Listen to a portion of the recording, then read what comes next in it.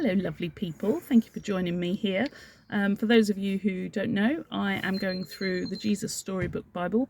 On YouTube I'm just doing my little thoughts about each chapter, and then on one of my Instagram pages I'm doing like a food meal snack kind of thing which links to the Jesus Storybook Bible. If you haven't found it on Instagram, my main one is One Pink Toothbrush, which is linked to a blog that I should write. And then I've got another page which is Jesus Storybook Bible Food. I think it's something like that. So check them out, and if you do any food type Bible stories, then please send them to me and I'd love to include them. I just think it's a great way to help kids learn. It's a great way to keep it fresh in my mind, and I think it's just fun. And it says in the Bible, taste and see that the Lord is good. And so if my helping the kids taste something reminds them of Jesus, then I'm all for that. I did do it a couple of years ago, so you're welcome to check those pictures out. All the better ones are done by my friend Rachel, because she's just like arty and creative. And I did do some praying hands made of sausages, which my kids said reminded them of something from Halloween, so that was encouraging. But they remember it, so who's the real winner? Yeah, terrorizing my children. Anyway, and so this chapter is the Great Stairway to Heaven, Stairway to Heaven, also known as the Tower of Babel. And my daughter was reading it this morning and had quite a few questions about languages and races, and realised I didn't quite know where did all the races come from, and did Adam and Eve have black children? Did they have ability to have a black child and a white child and a different skin tone child? So it was all very intriguing, but I guess I just wanted to encourage other mums or anyone else watching this. I know one lady who watches all of the stuff I do, and she's not a mum, but she's a spiritual mother to many, and she knows who she is, and she's always very encouraging, and I'm very grateful for that.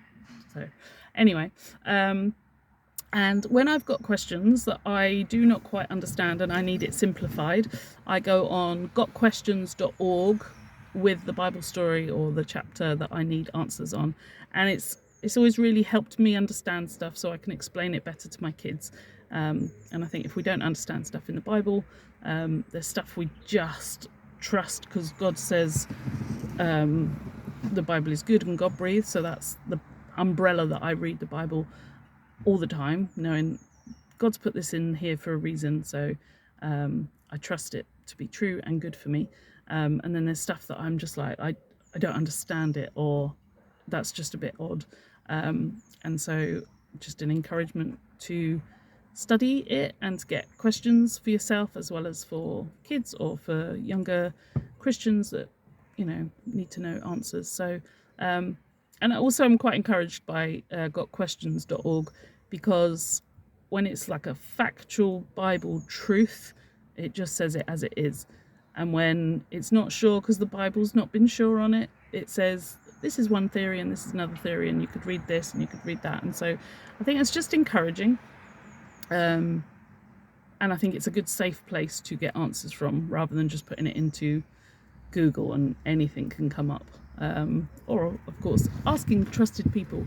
But I find that website just really helpful to help me to try and get some level of depth of answer that I can simply give to my kids if they ask, or younger believers. And so the story, the Great Staircase one, it's just a bit baffling to me that everyone spoke the same language, and then God said, go and fill the earth, go and multiply it, and they didn't. They wanted to build their own little city and make it as big as they could and as brilliant as they could, and build a big tower that made everyone know they're the big deal, and not do it God's way and do it without his strength, and it be all about them. And classically you read the Bible and you think, those people, hey, just doing it in their own strength and trying to be all proud and trying to make it all about them. And then there's that bit where you're like, oh yeah, that's still me. And so I think I was encouraged though, because I spent a lot of 2022 just building my own life, my own tower. It was a bit of a tricky year, and so just kind of doing as much of it as I can without God's help or guidance or truth or strength. Didn't work out overly well, and so I felt more encouraged that in 2023 I'm definitely trying to not just build my own tower, but to ask God what it is I'm meant to be doing, and giving him glory along the way, and not thinking I'm better than anyone else. And so yeah, I think I felt encouraged that I was in a better place than maybe last time when I would have thought about that Bible story. So yeah, I think that's a bit of an encouragement. So I guess my thoughts on it today are just, if you don't understand something, to look it up, and to trust God with the bits that you're like, what?